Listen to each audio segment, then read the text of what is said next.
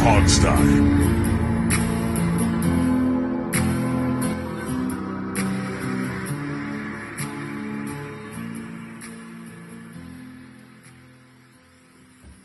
Hey everybody, welcome to the Hogstye. It's Alex, Steve, and Dave. We have the full crew here. Washington got a win. We all predicted a blowout and somehow they didn't suck. It's amazing, guys. It's amazing that they didn't lose that thing. It is amazing. Yeah, I'm a little flummoxed and puzzled. I wanted to tell you guys, it popped in my head just before this show. I'm going to tell you the story on air. I'm not going to name any names. But you guys go know ahead what I and do name for a names. living. I've mentioned it casually. I work for the government, one of the agencies, and I do AV for them. Today we had an event with high-profile event, a lot of important people. The MC for the event comes up to me, and I'm like, "All right, here, let me give you your lapel mic. It, attaches to your shirt." And I'm trying to explain to her how, what to do, how to use it, and she looks at me. She says, I was a news anchor in New York City for like 5 years, right? I know how a microphone works. And I was like, okay. I thought you were going to tell us a story one of about them. a certain mush-mouth grandpa who wanders around No, I don't unexpectedly get and to showed up. deal with those people. No, I'm not at Treasury anymore. When I was at Treasury, I dealt with the White House. Not so. Who cares about? People know where I work, generally speaking, I but was they going to don't. say you just outed yourself, but Yeah, it's fine. I was going to say you worked at the NSA, but I mean, No, but you'd have been more exciting. Steve, no one would give me that level of clearance. You know that. I do know that, actually. Yes. Just for who my father was, I wouldn't. Yes, get I know. Yeah. He's being serious, people, and Yeah. no, he wouldn't get that level of clearance. Right. I have no arrest record, but my father's been arrested like 80 times, and he's even dead. I still wouldn't get clearance. No, you would not. Yeah. All right. Sorry, that was just a little tangent. It was just a weird moment where someone's like, I know what I'm doing. You don't need to explain basic stuff to me.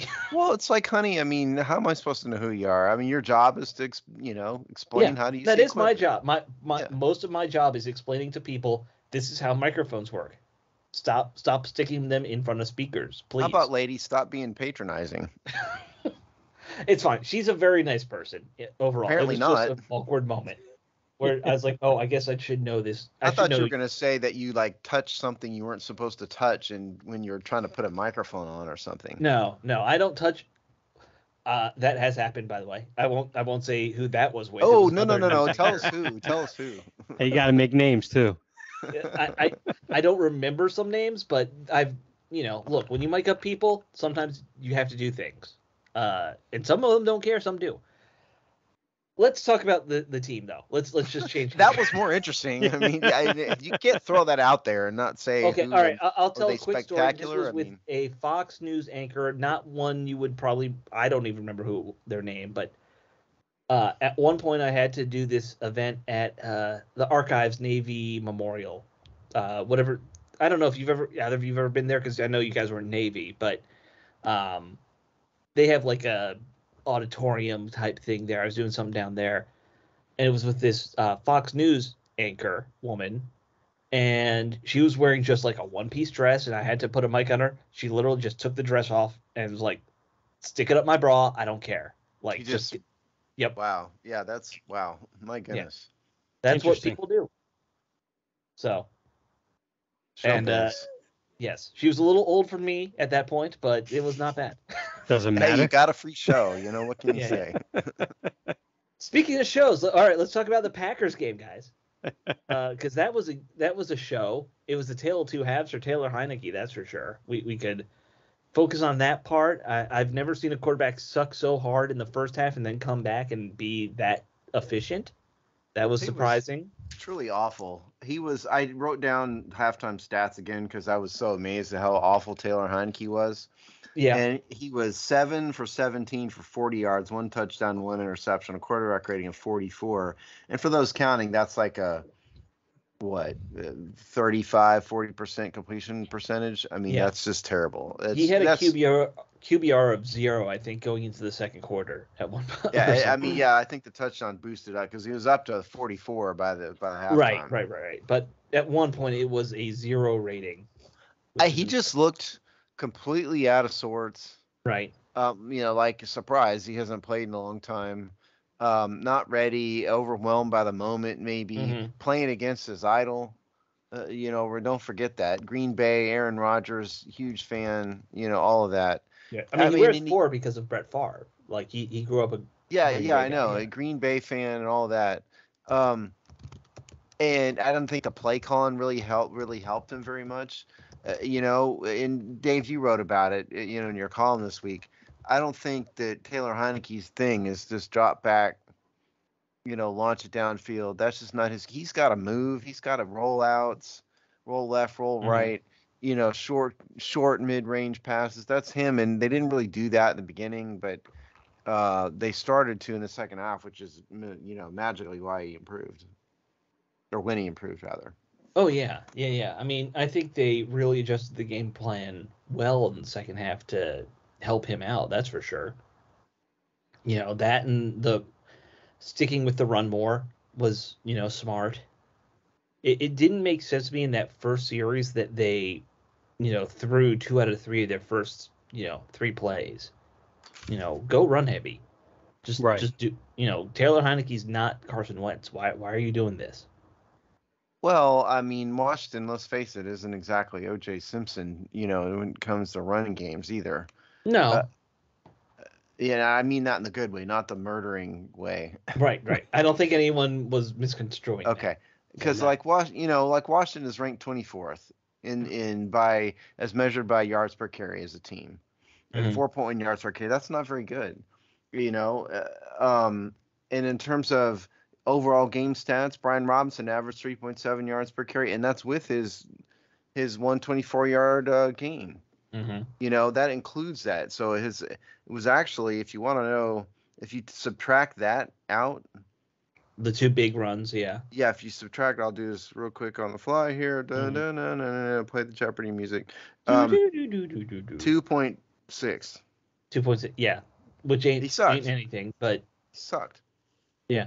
I mean, but here's the thing. You did have 2 big runs from both Gibson and Robinson in there in the end. And, that mattered. That really... I'm not saying it didn't. I'm just saying if you take it in context, those 2 runs were kind of all they had. And Gibson was 10 for 59, 5.9 yards per carry, but his long was 20. And so now you're down to 9 for 39, which is good. Very pedestrian. Not great. Yeah, it's 4.1 or so, Yeah, exactly. I'm sure though if you did that with a lot of running backs, you took out their biggest runs each absolutely. Yeah. But my poor point was Robinson's was bad even with the run. That was really what I was getting at. Sure. I mean, I think that what we saw this last week, I like how they're using Robinson and Gibson together. Like Robinson's getting tough yardage, so he's not going to have some big plays. But, you put him in at 3rd and 1, which they finally were able to do. He got it. There was no question that he was going to get it, it felt like.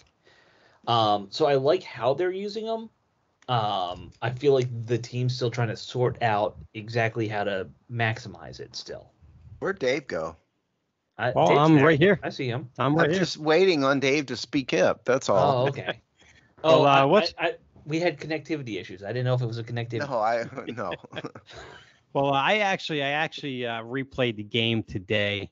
I was kind of off and on a few times throughout the day trying to piece it together, and I actually wanted to go a little as deep as I could with Taylor Heinicke. And I'll be honest with you. I think if and I got to be fair, I think if Carson Wentz would have started this game, I think we would have lost.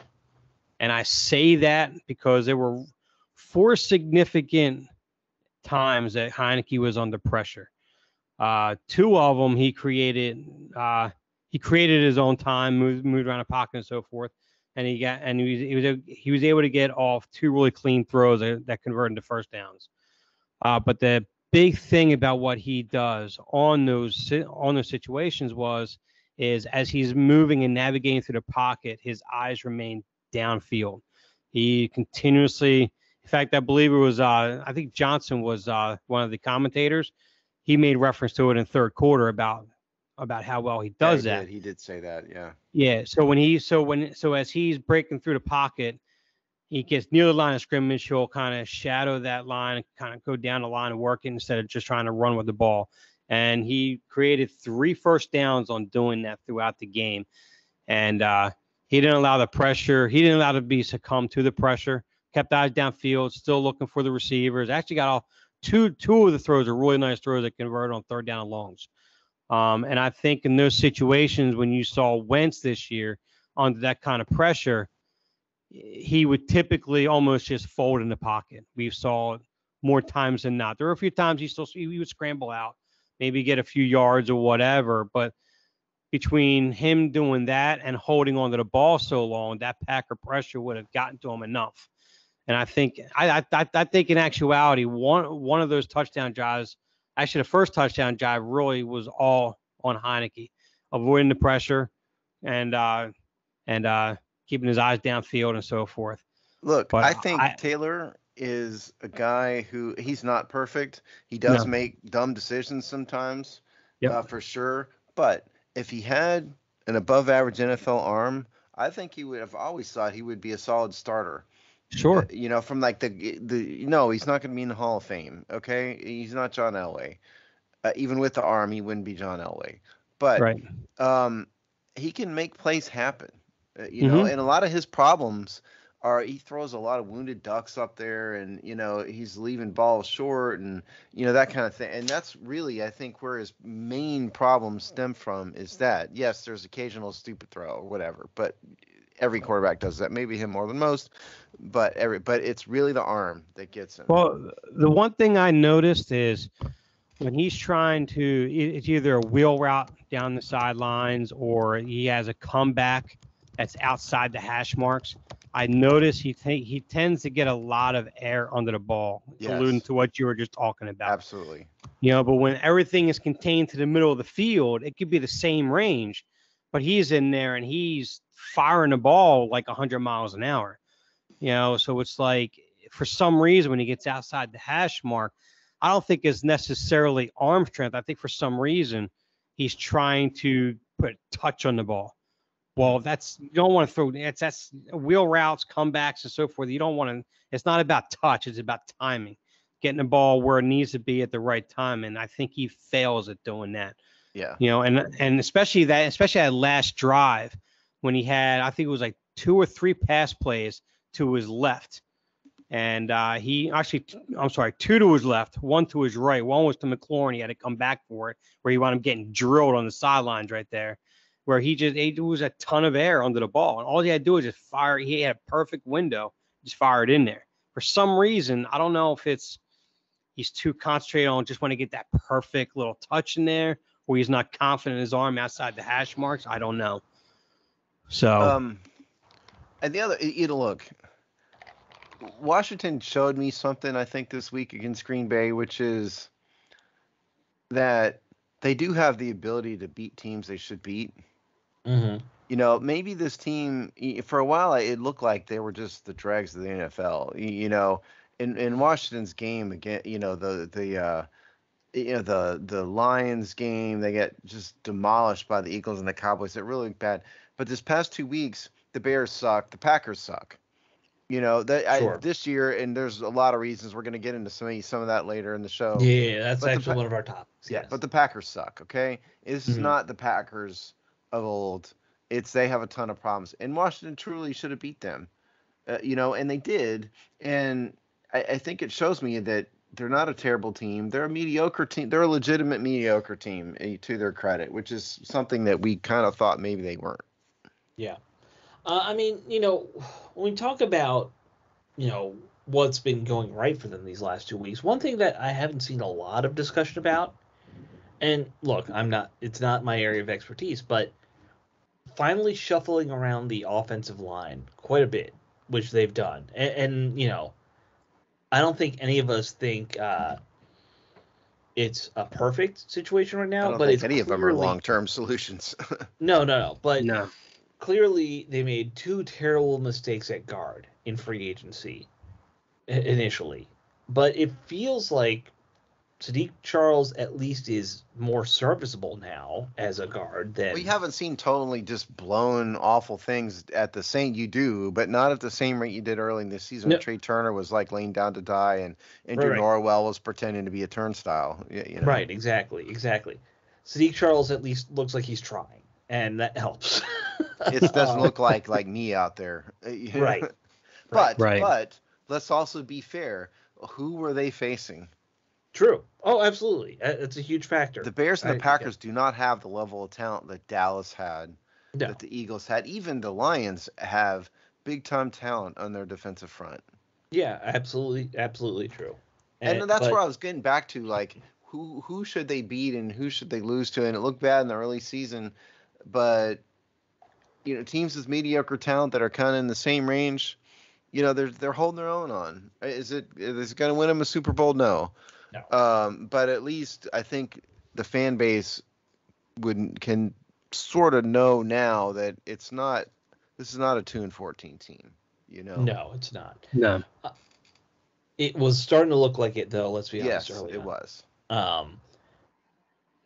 Yeah, and we'll get to it. They are kind of coming up on another team they should beat, but the NFL, and I guess it's going to tie into one of our topics we're going to talk about later. But the NFL is a lot of parity this year. There's not like a lot of elite teams anymore. That's what they want. Yeah. Well, I think most of them are in the AFC. You really only have like one in the NFC, maybe, which is unfortunately the Eagles, maybe. Well, the Giants are 6-1, man. Yeah, but I mean, I don't call them an elite team. They're very good. You just can't bring yourself to do it, but by record, they are an elite team. Well, yeah, by record they are, but I'm just talking. If you look at the full picture, I mean, I wouldn't consider them an elite team. I mean, they're much better than us. Sure, I get that. I mean, they're definitely a playoff team, but would you consider them? I mean, would you consider them a first round bye type of team? I don't think they're that type of team. No. Well, remember, we're in an era now where there's only 2 of those each year. Mm-hmm.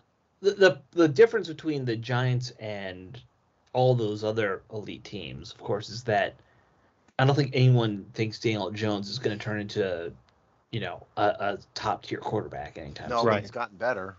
He has. But I think that's the big factor with them is people look at Daniel Jones and they still like, fine, I guess, whatever. They're not. He's Eli Manning with a weaker arm but better legs is what he is. Well, here's an example. So, quarterback ratings for Daniel Jones. First year, a bit of an anomaly, 87.7. He drops down to 80.4 in year 2. Year 3, 84.4. Now he's up to 90.8. Mm-hmm. Completion percentage has gone up every year, 61.9%, 62.5, 64.3, 66.7. Maybe Daniel Jones is a guy who definitely shouldn't have been drafted at number 2 or 3 overall. Yeah, whatever. I was going to say the top round. 6. It says 6 overall. 6, but okay. He's a guy that has improved slowly over time with an organization that was patient. Mm-hmm. In that they've had chaos for sure around him, but they let him in there and let him make mistakes. Washington has never done that. Think about the quarterbacks they've had. They just, Dwayne Haskins, rest in peace. They just buried that dude. They could write a book on how to not handle a quarterback and use him as the example. And the last quarterback they actually developed in that fashion was probably Campbell, who. Right. Yeah, that's exactly right. And Jason Campbell could have gone either way. He wasn't spectacular, but he was solid. And so I think that's maybe what is happening with the Giants is he's just getting better. He's playing a lot. He's played 45 games, Jones. And he's also he's also playing a system that's a little suited towards his skill set, which is similar to Josh Allen, which is what Dabo brought down. Because I mean, Daniel Jones is more of a mobile type quarterback. He can definitely beat you with his legs. Mm-hmm. I mean, when Josh Allen came out of college, I mean, he couldn't hit the broadside of a barn. He's still not that good at it. Right. But the way the offense is schemed and designed, Mm-hmm. I mean, he makes the throws he needs to make, and he makes them fairly consistently. Yeah. And that's what you're seeing. He's not a very accurate quarterback. He's not ever going to be. And to bring it back to Washington, So I think what we saw in this game is the tale of two halves thing with Heinicke is when you make Taylor Heinicke comfortable, he's better. And that's not newsflash. That's kind of everybody in the world. Right. Right. If you're in a situation in which you are comfortable, you will be better. Right. And that's what happened with Heinicke in the second half. I don't think anybody flipped a magic switch. It maybe to a certain extent, he got more comfortable and all of that, but a lot of it's just let him be Taylor Heinicke, and he's better. Well, yeah, Yeah. because you saw Scott Turner starting to utilize Curtis Samuels more Right. with Mhm. jet sweeps and so forth, and when everything was starting to come more between the 5 and 15 yard range of Mhm. all the routes and so forth. Yep. And like I talked about last week, and you saw it this week with McLaurin, he is really good on all the quick slants and crossers up underneath and getting him the ball in space, and then you take them to a deep ball. You take them down to a deep throw downfield when the defense is so concentrated on the intermediate zones, and that's where McLaurin thrives at, and he had a good game, and so forth. The question that comes to my mind with that situation, it took them a little while to figure out with Heinicke. Yeah. Why did they never figure it out with Carson Wentz? What made him comfortable and how to make that work in an offense? That's what literally puzzles me at this Well, point. look, Carson did pretty well early in the season. Yeah, Jaguars, at times. he looked he was not the problem against the Jaguars. Detroit Lions didn't look terrible. And then who'd we face? We've had He two looked of the terrible in the first half versus Detroit. yeah, but you got a little better. Yeah. And then Washington Wentz faced the Eagles and the Cowboys. Mm-hmm. Two of the top defenses in the NFL. Mm-hmm. Is it any wonder that he didn't perform as well as he did against weaker teams? Mm. And then he's, I don't know. But if you look back at that Jacksonville Detroit game, because even Detroit in the first half was getting a lot of pressure on Wentz. He was. That's what I'm saying. I mean, Right. Yeah. And what did they do in the second half? They started utilizing a little more of Curtis Samuels. They kept everything shorter before they went to long developing plays. I mean, look, Now, Carson was 30 for 46 or 337 yards against Detroit. Had an interception, granted, a quarterback rating of almost 100. That's an acceptable statistical performance from a quarterback, in my view. And it looked to me, he sort of went downhill in a couple of the other games. Tennessee didn't look as good. But I think he's a guy who needed time as well. Sure. Well, see, he was also a guy. Well, I think it was he led the league, or his top three anyway, in terms of quarterback hits and being sacked. And and that's the difference, right? And that's the difference between him and Heinicke. When Heinicke is under that pressure, he can navigate the pocket better, and he can get out and extend the play, and he does well on that. Wentz, on the other hand, if he can extend the play to a point, but if he's constantly getting hit, he reverts back to his bad mechanics. He goes, that internal clock in his head is completely gone, holds on the ball too long, and it's a bad mix when you have that kind of pressure on him that way. And I saw it here when he was in Philly on the latter part of his career. I saw when the Indianapolis offensive line was breaking down because of injuries. And because healthy, Indianapolis has one of the top units in the league when healthy, but they haven't been healthy the last 2 years. And then you see with our interior line, especially when we lost Rui, that was it. It was done. I mean, everybody was just it was like a 4-man rush every single game because the tackles are just completely collapsing the pocket, and Wentz doesn't react well to that. He doesn't have his legs like he did in the first part of his career after his injuries. No, he is turned into Ben Roethlisberger very quickly, where he just can't get out of the pocket. Yep. All right. Well, you mentioned the Colts and Wentz's time there. This was supposed to be revenge week for him. And now Matt Ryan's out. It's going to be Taylor Heinicke versus Sam Ellinger, in Indianapolis.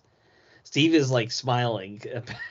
I'm laughing at the thought of Sam Ellinger. It's not Ellinger. It's Erlinger, I think is what it Erlinger? is. Yeah. Okay. Whatever. He sucks. Yes. Okay. Can I just be blunt and say He does. Erlinger sucks? He's Yes. barely played. He was a guy at the University of Texas who didn't look to me like a legitimate NFL quarterback. He was a good college quarterback. He had a weak Sure. arm, still has a weak arm. He can move around a little bit, but he's no Michael Vick, you know. Right. I think the Colts are desperate. They're doing what like the idiots in our comments section are just when I check in with them, it's a never ending stream of why isn't Sam Howell playing? Why isn't Sam Howell? Why isn't Sam Howell playing? Sure. And that's I think the Colts did what they wanted, that you know what those guys want for Washington, which is it's not working, shake it up, throw some other dude in there. You know, that's kind of what the Colts did. I don't know if the Colts even should expect Erlinger to even be remotely competent. They're going to have to focus their game on some of their area, in my view. So basically, after everything you just said, he's going to now throw for 350 yards Of and 4 course he will. touchdowns. Yeah, just to prove me wrong. Right. Right. That'd be like the biggest Washington moment ever. But I don't even care anymore. So you know, I like enjoy analyzing the game, but you're not going to offend me if you know if Oh, no, Washington I know. gets pasted. Nah, you know. Yeah. Now, looking at, did he play? Has he played at all? He's never played any football in the NFL at this Well, point, right? yeah, I think last year he started. I think he started 2 games or came Oh, in did he? one. And Okay. started Okay. another. he didn't start Something any games. I thought he started at least 1 game last year. I don't believe so. Hold on. Well, no, I'm sorry, not last year because he was drafted 2 years ago. I think in that rookie year. In his Well, rookie first year, of all, I think he was drafted in 2021. He's only been in the league a year, and he Who am I played in thinking 3 of? games and did not start any. He played 3 games. I have his stats right now: 0 attempts, 0 completions, 3 rushing attempts for 9 yards. That's what I see Yes. here. Now, I'm thinking Yeah. of somebody else then from 2 years ago. I'm just Yeah. meshing it together then. Well, I mean, Yeah. and he's playing behind Matty Ice. You know, I mean, they're not going to play Sam Erlinger, you know, Right. Mr. 6th-round pick unless they're desperate. Right. Right. Which apparently they all of a sudden are, which is just, you know, look, I was never in love with the Wentz move for Washington. You guys know, I always thought the move that Indianapolis made to get Matt Ryan was the stupidest thing I saw all off season. Oh yeah. I mean, I railed against Matt Ryan a couple times, how he's been done for like 2 years. The only reason he hasn't retired is because no one cares about the Atlanta Falcons to begin with. So like him sucking was on no one's radar, you know?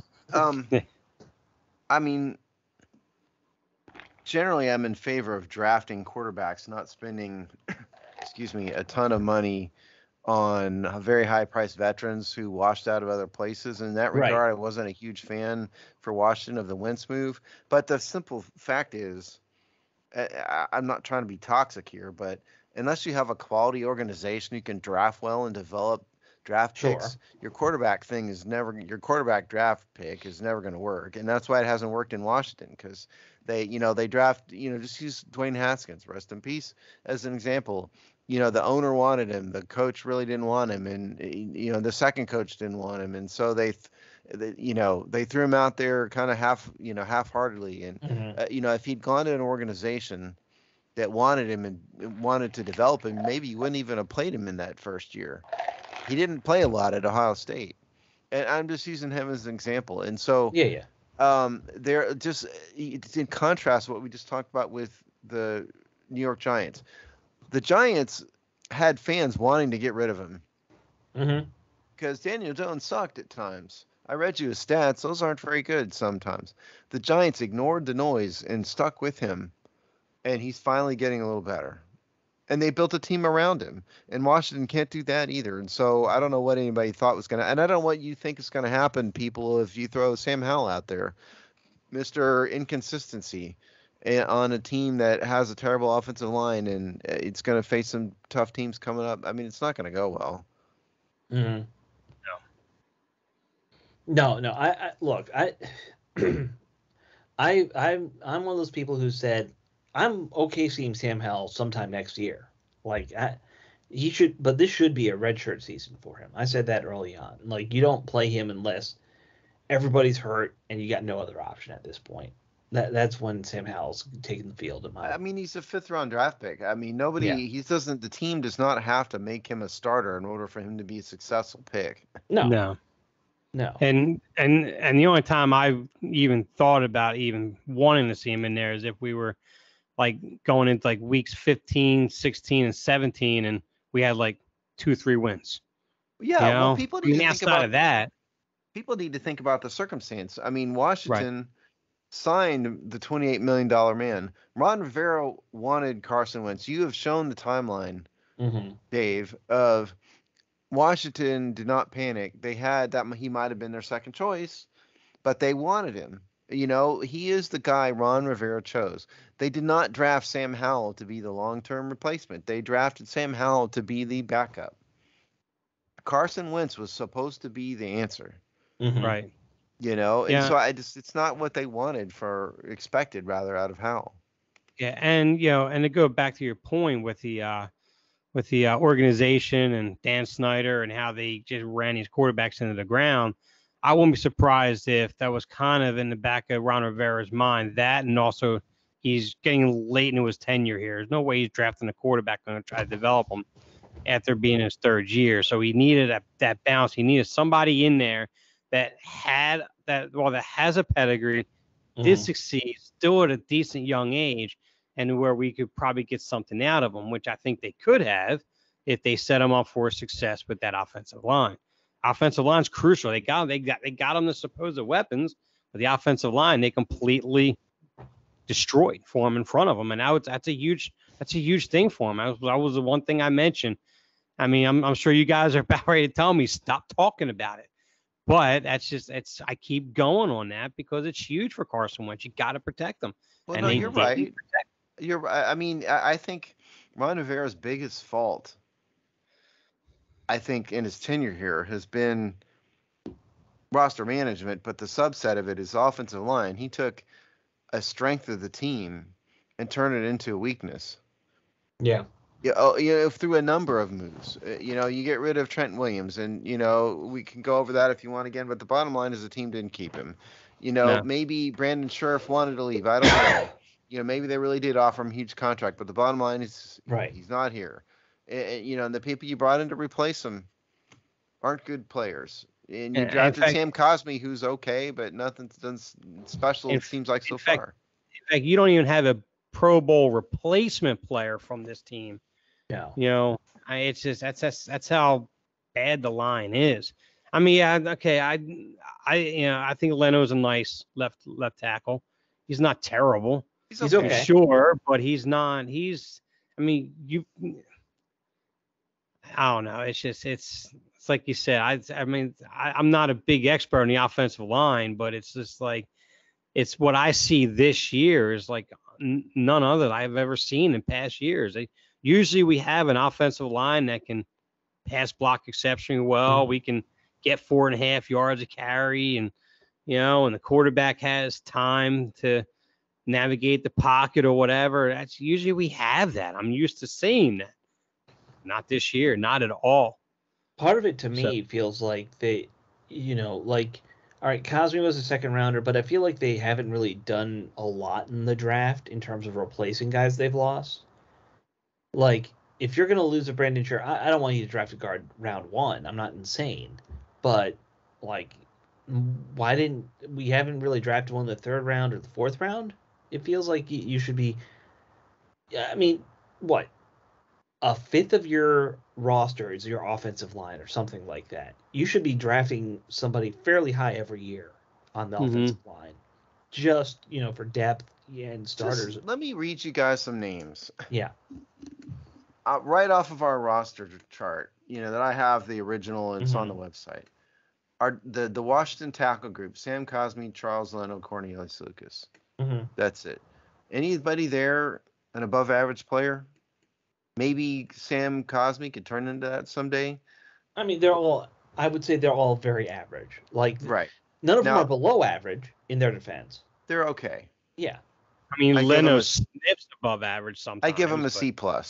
Yeah. Yeah. There's a lot of C pluses on that list. Now let's read the guards' interior offensive line, what I call guards and centers.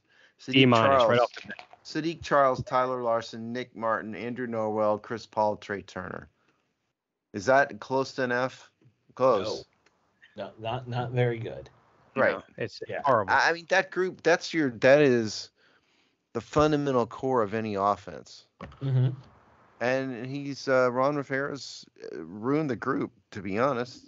Yeah. Well, I mean, look, I don't remember if I said it on the show a while ago, but they talked about wanting to build team identity at one point. Your identity still comes from your offensive line. Yeah. They have an identity. I just don't know what it is. It's mediocre play, or turnstiles. Why don't they call themselves the turnstiles? I don't think it fits on a T-shirt very well. Traffic cones. That's better. How about that? We're the traffic cones. I made a failed T-shirt once when early on in the show when our offensive line had some serious problems. I had like a fix the O-line shirt, and it was like a picture of an offensive line, but I replaced players with traffic cones. You don't even remember. Kind of, sort of, I guess I do. But... It didn't really work. I wasn't very good with Photoshop at that point. I was still like learning that. The T-shirts were more just to entertain Alex more than anything it was me else. just trying things in Photoshop. we never promoted them at all. A dime. We never promoted them in any way. Nope. Not once. Nope. They were terrible. I admit they were terrible too, so it's fine. Anyway, so back to so look, I guess are we officially moving on to the Colts? So we moved on to the Colts a while ago. Okay, so just to be clear, so here's the thing. If you look at the Colts defense, what are they good at? First of all, they're good at rushing defense. Yeah. They're only giving up 4.1 yards per rush, which is the fourth best in the NFL. That's good. What are they bad at? They're not nearly as good at pass defense. Mm-hmm. So bear that in mind. Things like sack percentage, are they good at that? No, they're not. They're in the bottom third of the NFL in quarterback pressures, sack percentage. Mm. So I think, and what's Washington bad at? Running. They've not been good at running. Sorry. They aren't. So I think this is a game, if I were the coaching staff, I would Heinicke the heck out of this game plan. What do I mean by that? Again, you play to his strength. What we were talking about earlier, rollouts, short passes, Curtis Samuel, keep him on the move. This is a pretty evenly matched contest here. Washington and Indianapolis are in the same boat in a lot of respects. Even quarterbacks are in the same boat. Erlinger, whatever you say, how you ever pronounce his name, Heinicke, mediocre defenses. It's a pretty, the network's not going to like it for TV ratings, but it's a pretty good matchup. So if it were me, I don't think this is a run-heavy game for Washington. It shouldn't be. No, and you say the network's not like it. Isn't this one of those weird, like, it's a primetime game for some reason? Well, it's an afternoon game. Yeah, it's an afternoon game. So by its very nature, there's fewer afternoon games, and so a lot of them get shown in more places. Right.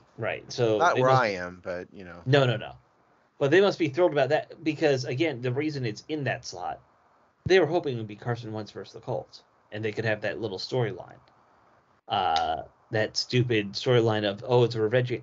Carson Wentz had like 8 revenge games on the schedule at one point. So, cut by a bunch of teams. That's what happens. Yeah.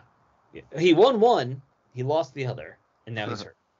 And he's going to miss, I think, both his other revenge games. Oh, so we have the broadcast, Matt, by the way. Oh, you have it? I do have it. Oh, and this is, here it is. So this game is shown only in Indianapolis and in Washington. Oh. The main game in the afternoon is Rams at 49ers shown around the country. Then the Giants at Seattle is the other one. I can't blame them for that. The Rams 49ers will be good. Yeah. Absolutely. That's a major marquee matchup for sure. And then the Giants 6-1, then you got 2 kind of mediocre, whatever teams. One's a disaster. Yeah.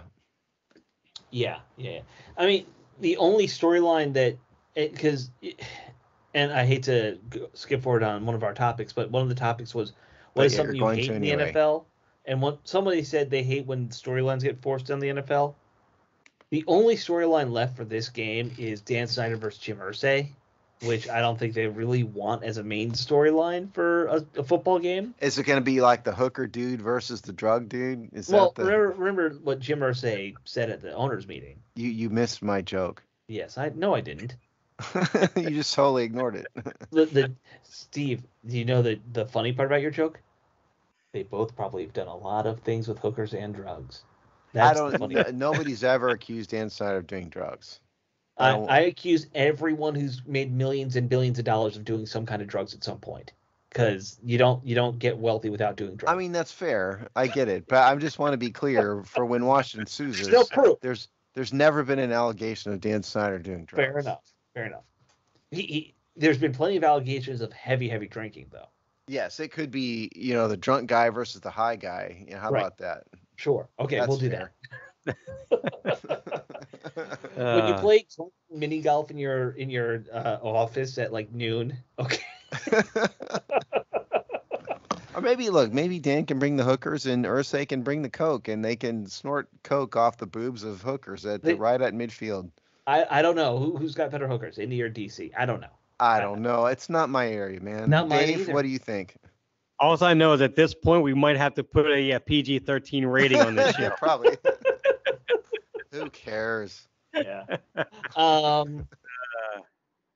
Yeah. So that's the only stupid storyline for this episode. I thought I'd have to bring it up because at some point, it's going to come. Well, you actually stole a little bit of my thunder. I was actually going to bring that up, but okay. Sorry, Dave. It's not much to talk about though, anyways, really. Yeah. But it's not. As far as the game, yes, Steve, you're right. Just build the offense around Heinicke, what he can do. I think he can move the ball fairly easily against the defense.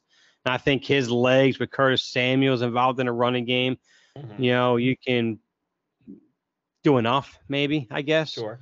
And I think it's as simple as not playing into the strengths of the Colts defense. Right. Exactly. And on the other side, I think we all know, put 9 men in the box. Just completely shut down they the need run to and blitz see the hell out of Sam earlier. I mean, that would be the game plan for me. Right. Make him uncomfortable. I think that's the key to the game. I wrote that as one of my keys to the game. Keep him in the pocket, make him uncomfortable. Blitz, get pressure on him, blitz. Stop the run. Well, the Colts haven't. I think the Colts are underperforming a little bit against the run. I think Jonathan Taylor missed like 2 games. Well, he did. He was out for 2 games, and that's part of it for sure. But Taylor is only averaging 4.2 yards per carry even when he's there. Do you think he's had? I haven't followed the Colts that closely, but does he have some burnout from being overused last year or something? Well, it's possible. Yeah. I don't think it's as much burnout as it was the fact that Matt Ryan was just, incapable of pushing the ball downfield. Mm.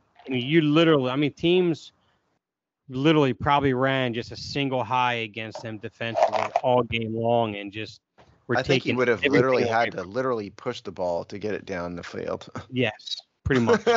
And with them only having really one true receiver and Michael Pittman, I believe he's been kind of dealing with some lingering injuries off and on this year. So that passing game, to say it's been non-existent is probably being polite. Yeah. Being generous. I think to answer Alex's question, it's possible he had 332 carries last year, Taylor. That's a lot. Sure. It's a lot. Maybe there was some hangover from that. I feel like we've seen that many times in the NFL, haven't we? Where guys get a lot. Yeah. Yeah, right by that 340 threshold and above is where you usually start seeing that. Yeah. Yeah. But Dave is right, though. If you look at their receiving core, who do they have? They've got Michael Pittman and a bunch of other dudes. Mm-hmm.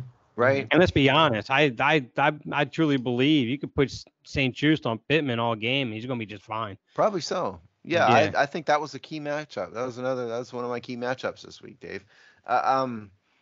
So defensively, what should Washington do? Obviously, we said it. Make Erlinger extremely uncomfortable. Right. And put it on his shoulders at the same time. Yeah, well, I think then you dare Jonathan Taylor to beat you. And look, I thought last week Jamin Davis looked better than he had before. Mm-hmm. It's fun to call him a bust and all of that, and he was a bust at middle linebacker, but maybe the guy is becoming a decent outside linebacker. Is it possible? I thought he did look a lot better. Well, yeah, I did. Yeah, and I even mentioned that in that article because there was a specific play that really stood out to me. When Aaron Jones went between guard and tackle on the right side. Jamin Davis was starting to come to the outside, recognized it, reacted, and came to the inside shoulder of the tackle and completely shut down the running lane and wound up being a 1-yard loss. A couple weeks ago, and especially last year, he's over pursuing and getting swallowed up by the tackle or being completely taken out by the guard. The last few weeks, he has not been swallowed up by his offensive linemen as much. He's been getting much better position against blockers coming onto him, getting a little lower pad level with him. He's using his speed and his instincts a little bit better now. I actually think Del Rio has found a niche for him on how to use him. He's still, you put him back in pass coverage, he's still average maybe. Mm-hmm. But in terms of rushing the quarterback and playing the run, especially for as fast as he is going sideline to sideline, he's really turning into a pretty nice player when it comes to that. I will give him credit for that. Now, you put him next to a true middle linebacker, you might start having a formation of a really good second level of that defense. You might be right. All right. Why don't we, because we didn't do game balls for last week, why don't we do our game balls and scores, and then we'll jump to one of these other topics that I had thrown out there to you guys. So let's do game balls first. Okay. All right. So I can go first because you guys have been kind of talking them up, and I'm just going to say Davis is going to get my defensive game ball for last week because no one really did anything that wowed me on defense. It was a lot of just solid play. And, he has been performing well. On offense, I don't know how you can go with anybody but Terry McLaurin. Not just for that one big catch, but the energy you saw from him when he started getting really involved, like just those eyes, the scary Terry eyes that we haven't seen all season, those were back. And that was good to see. So I'm going to go those guys on my game balls. Yeah, I agree with you with Jamin Davis. No one else really did anything. I liked, for the reason we just said, don't need to repeat myself. And I was going to go with McLaurin too. Actually, those are the two names that are in my head were McLaurin and Davis. Mm-hmm. So I almost picked Dax Milne just to be different. He was 1 for 4. Impact player, but I'll stick with McLaurin. Completely took my joke away from me. Alex stole my thunder with the picks, and I stole your thunder with your joke. Yes, but no, you were right about the energy. I mean, he really brought the energy, and that was caught my eye. Dave, I'm going to have another joke on the fly now. Yeah, I'm not that quick, but I'll go with a Steve pick here in Tress Way. I'll take Tress Way. Because love it. Yeah, that's more of a me pick, but that's fine. Yeah, you're right. I gave Tress the game ball last week. So did I. Did you? Yeah, because of the muff punt, which he did again. By the way, I would like to look that up. I don't think we have that kind of analytics. When's the last time a team had 2 muff punts in a row?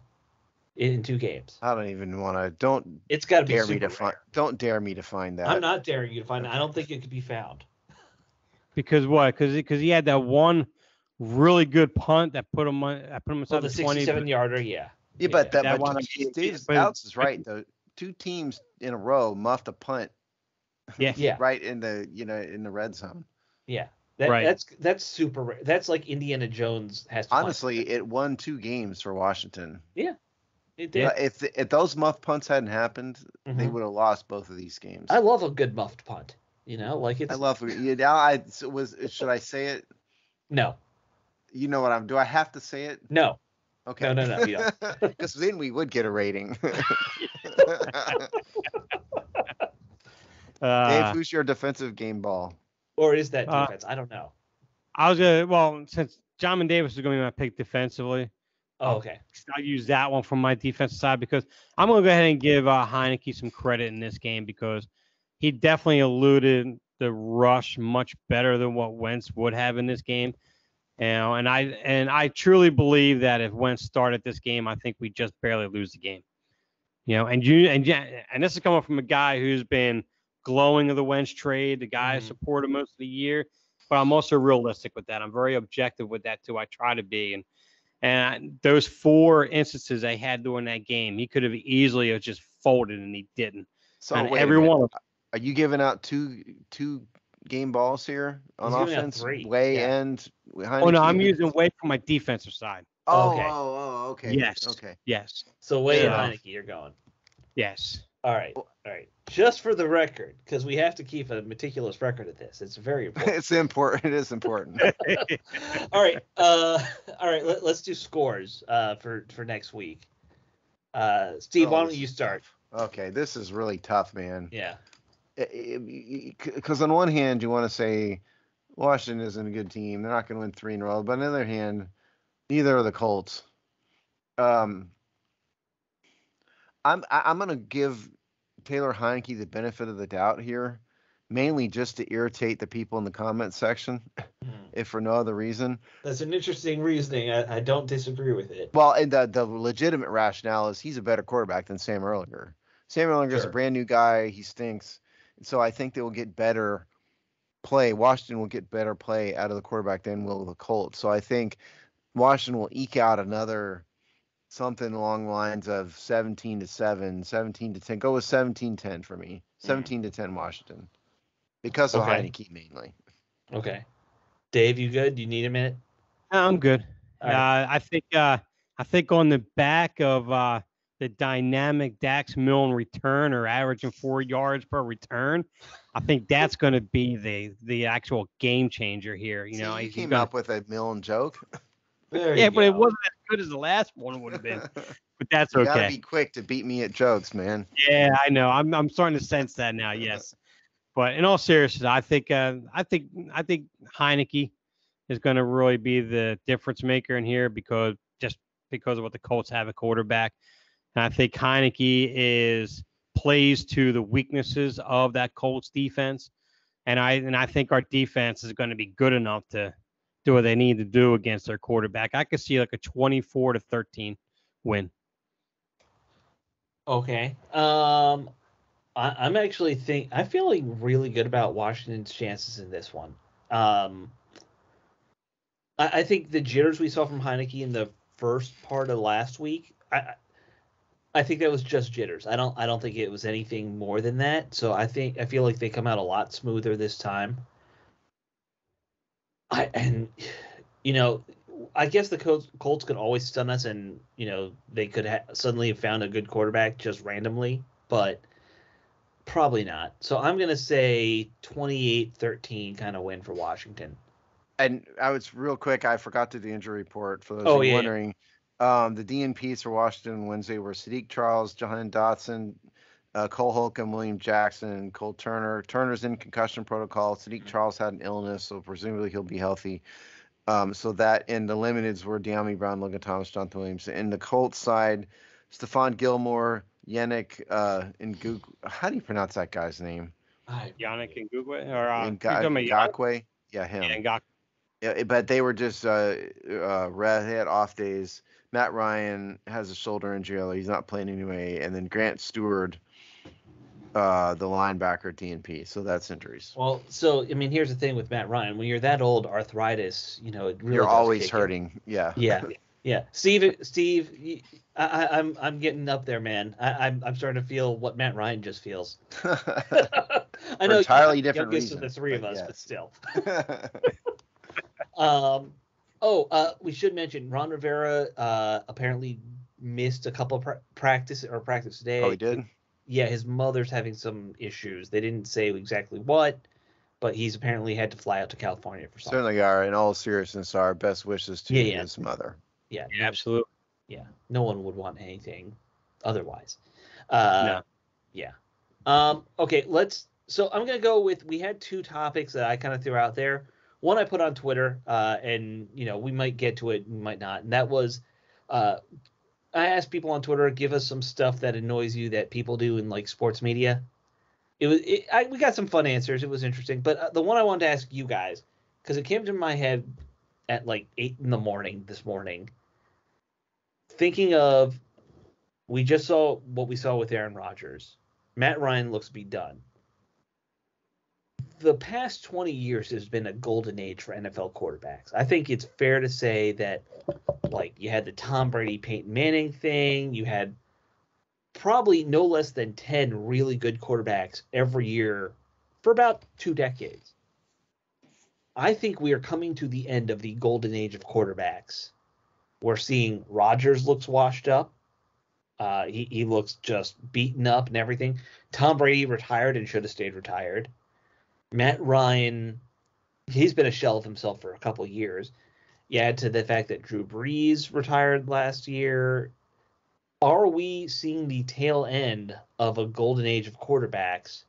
And I know plenty guys will come in, but I think back to the 90s, there weren't a lot of great quarterbacks in the 90s. There was Brett Favre, and there was Troy Aikman, but there weren't a ton of guys behind outside of that. Are we seeing a changing in the guard at quarterback? And is depth at that position gonna suddenly be a lot lower than it used to be? Well, and I'd throw Philip Rivers into that boat too. Oh yeah. There's plenty of names you could throw in the name. I mean, clearly the guard is changing. Yeah. I would maybe more call it a changing of the guard than necessarily into the golden age. I think NFL offenses have changed so much that it has created a golden age. I don't necessarily think that group was more talented necessarily than the best groups from the 70s, 80s, and 90s. Just in the NFL was so different that you're not going to have anybody routinely put up 400-yard games in the 80s or even the 90s. It was a rushing-based offense. And the NFL has turned into a majority passing offense now. Mm-hmm. With, the run game is almost a secondary concern. And so, yes, clearly those guys, everything you said in terms of the guy, those quarterbacks are true. Tom Brady looks, sorry about that noise, folks. Tom Brady looks washed up, should have stayed retired. Aaron Rodgers is a shell of himself. Matt Ryan, all of that. But they're Russell just getting Wilson old. too. I didn't even think Wilson. of. Yeah, we could put him in that discussion. But there are good young quarterbacks coming in. Think about this. Josh Allen, as we said, a little bit different, but he's succeeding. He's succeeding. Obviously, Patrick Mahomes is going to be in the Hall of Fame. Justin Herbert is a high-quality quarterback. So I think what you're seeing, I would call it something different. I would call it a changing of the guard. And I think it was really more the NFL offenses that created what we saw. Yeah, and I realize also the rule changes play a huge role. Yeah, and the rule changes. There are a bunch of pansies out there compared to yes. If you put Joe Montana, maybe not Sammy Baugh, that's going too far. If you put Sonny in John Elway and Joe Montana in this, they would light it up. That's what I'm saying. Of course. A lot of the elites and Hall of Famers from the 60s, 70s, and 80s would crush it now. Absolutely. Because you take the rules, you take the advances in the gear they wear. People also underestimate how much, advancing, lighter pads that protect and things like that. Training techniques. I mean, wasn't it Sonny Jurgensen that was smoking cigarettes on the sideline? Was that him? Maybe that wasn't Sonny, but I don't think that was. But back when he played, you had to have a part-time job to make ends meet still. It's just different. So I don't necessarily think it's the end of the golden age, but it is an end of an era for sure. Oh, yeah. Yeah, and but you've routinely had guys just breaking records every year the last 20 years. Some record or another was broken every season. I don't know if we'll see that happen with this next group. We'll see. Yeah, except for maybe Mahomes, but maybe Mahomes. Yeah. This has always been an interesting topic that I would talk to with some of the younger fans who. I mean, I'm a huge Mahomes guy. He's probably my favorite player in the league right now. Steve does a great Patrick Mahomes impression. I do. Who's that? Yeah, Steve. I've never done a Patrick Mahomes. It's your Kermit the Frog impression. It's the same voice. Oh. Hey, my name's Patrick Mahomes. Yeah, I'm here to play quarterback for the Kansas City Chiefs. Yeah, exactly. Sorry, you had me thrown there. Give me a better. That was like next dead time. on. I was dead on. Dave, I did a whole show as Kermit the Frog once in our early silly days. I think I recall you talking about that, and you started reverting into a little bit of that on a show a couple years ago. I think I got through like about 30 minutes of it, and I just couldn't. You really did. It hurts your voice doing voices like that. But I have a lot of voices, but some of them are racist, and I can't do them on the air anymore. I have a good Apu with The Simpsons, but that comes out totally wrong. No, you don't want to cross. Yeah, no, we don't want to go that road. but yeah, it's because growing up, Montana, Marino, Warren Moon when he finally got his chance in the NFL. Even Ken Anderson, you go to the early part of the 80s. Was it Dan Fouts? Sure. I mean, you're talking about guys in the 80s that not only threw up yards, but they were accurate. They did it against defenses that, well, they didn't have the beyond 5 yard contact, illegal contact with receivers. You could practically wrestle with them off the line half the time throughout most part of the 80s. You had, an illegal quarterback hit. I don't remember what one of them were back in the 80s. You know what I mean? Joe Theismann lost all his teeth in a football game, and it was fine. Right. Yes. And you had Joe Montana. Cut his own finger off in a football game, and it was fine. Right. Yeah.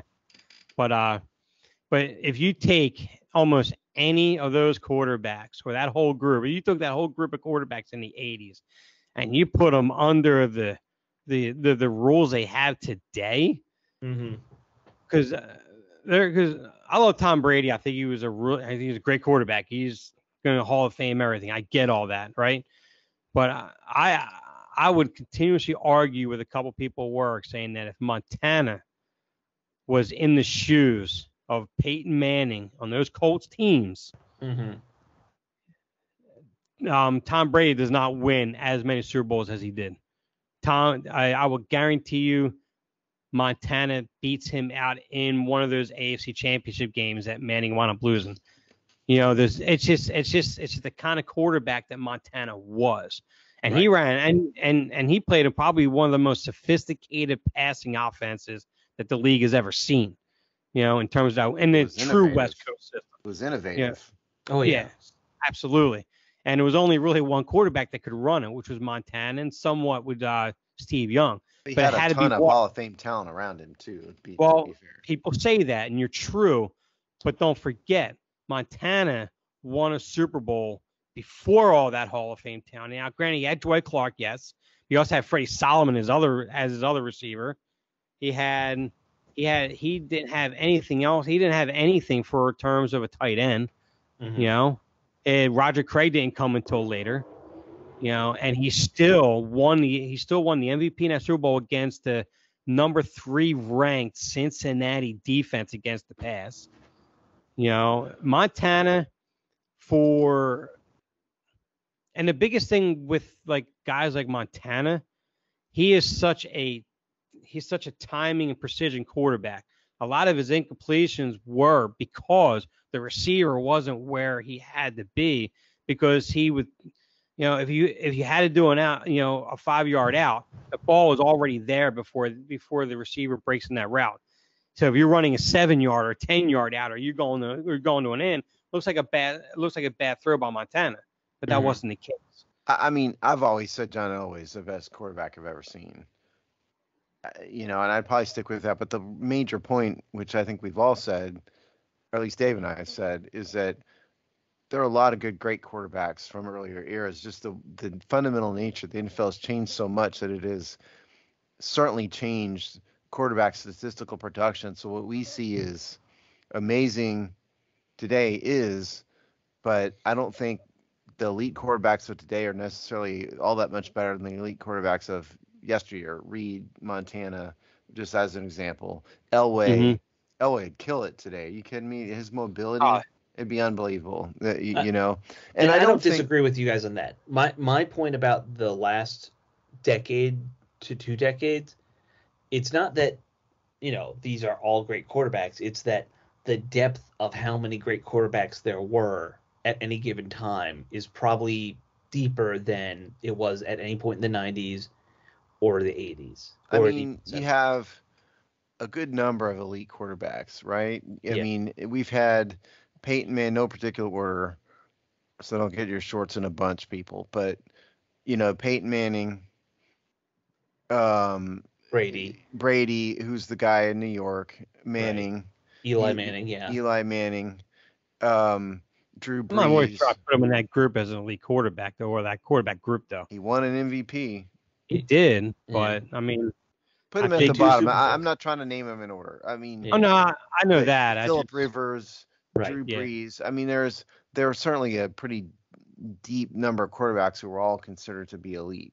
Right. Elite players. And that's my point, is that, I remember maybe 5 years ago, there was like and then a you got to throw draft class John coming Beck out. into there too. Oh, you can't forget that one. That's Never actually forget Rick. that. But I remember there was a draft class that was coming out, and I was like, it's an okay draft class, but we were at a point where all 32 teams technically had a starting quarterback. Not all elite, but because there were so many elite quarterbacks, there were enough average quarterbacks to fill 32 rosters for a year or two, which was, there are most years in the NFL that would be unheard of. Let's finish with this. Yeah. Is Tom Brady the greatest player in NFL history? I have my answer. I will wait. Greatest player in NFL history? Yes. No, he is not. No, Okay. I can't say great. There's too many guys from like the olden days, Bronk Nagurski and that era that I never saw. That I think if they saw Tom Brady, they would just like snap him in half like Bane did Batman in Is the Tom comic Brady books. the greatest quarterback in NFL history then? I can't say I'm yes going to or be no. stubborn with this, and I'm going to still say no. I Yeah. say no too. I say lean no, towards no just because I think people- other guys played a harder game. He's certainly has the most accomplishments. There's almost Sure. no debate about that. Yeah. Right. But along with this conversation, and everything, I think he's a beneficiary of circumstance, a beneficiary of a system, a Mhm. great coach. Great He's era. great. We're talking He about played in shades the right era for him. we're talking about shades of gray here. Yeah. But I don't think it's. I would have taken Alex and I have talked about this. Yeah. I'd take Peyton over him. I'd take Elway over him. I'd probably take Drew Brees over him too. Mhm. I'll be Those honest three with you. guys. I would actually take Warren Moon over him. Mm. Long Because, I time ago, mean- but different era. But yeah, Well, I'm pushing back a little further. I mean, I would still take Montana over him. I would take Montana then, put him in this Mhm. era right now, and I think they are neck to neck in terms of stats, numbers, accomplishments, right down the line. I'll give you a logical reason why I think I can't say yes to Tom Brady. Because Tom Brady versus Peyton Manning was, of course, probably the greatest quarterback rivalry of both their careers. I feel like if you put both those quarterbacks in any offense in the 70s and the 80s, Peyton Manning succeeding, Tom Brady might not. Well, yeah, because that's Peyton fair. Manning was like an offensive coordinator on the field. he was so smart. Yeah, But that was not just that. I think he had better arm talent. I think he had. I mean, look, I know that might be debatable, especially Brady's. I don't think either later one years. of them had the greatest arms ever. They all had No. good arms. No, but I think I like Manning's arm better than Brady's, generally speaking. I think the one thing that hurt Peyton Manning was I think there were too many instances that he just overthought. Oh yeah. He overthought what he needed to do, what play he needed to, instead of just sticking to what was Sure. originally called, or maybe just stick.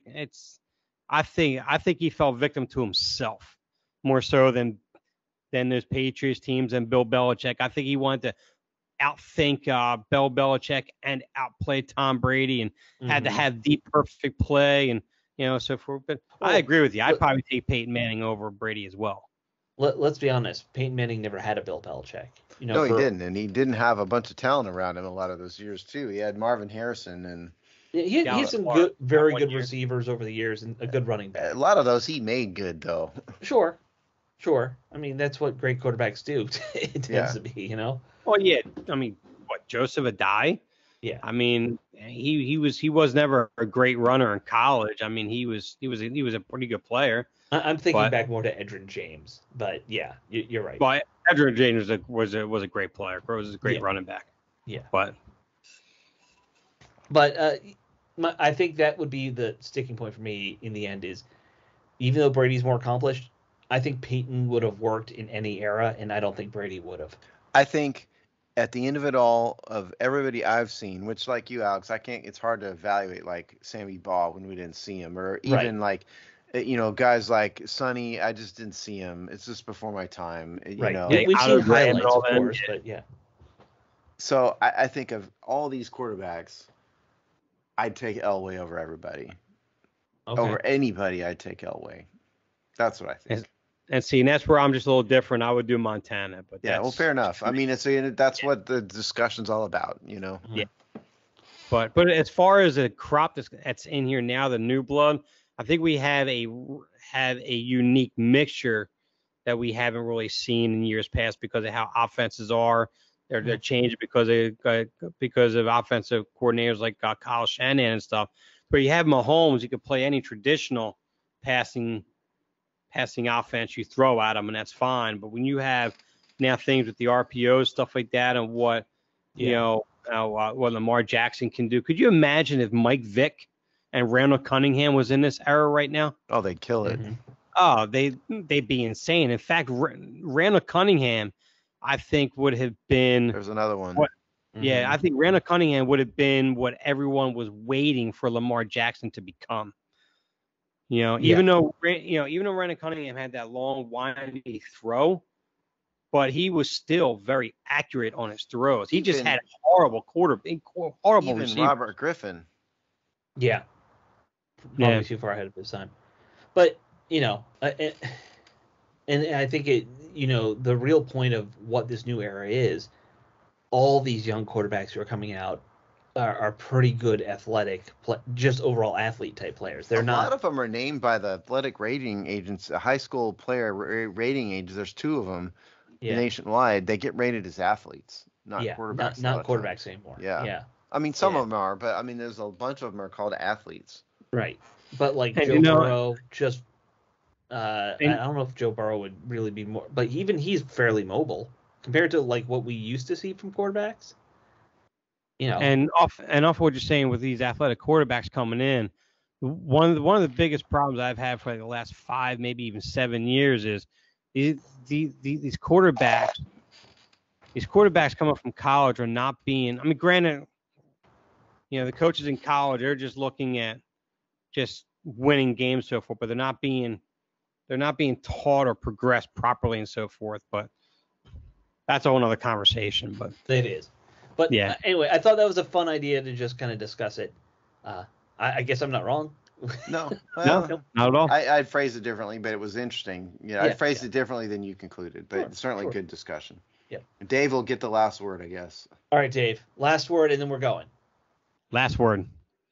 There's this last word is last word. Okay. All right, guys. We'll talk to you all next week. Later. Take it easy.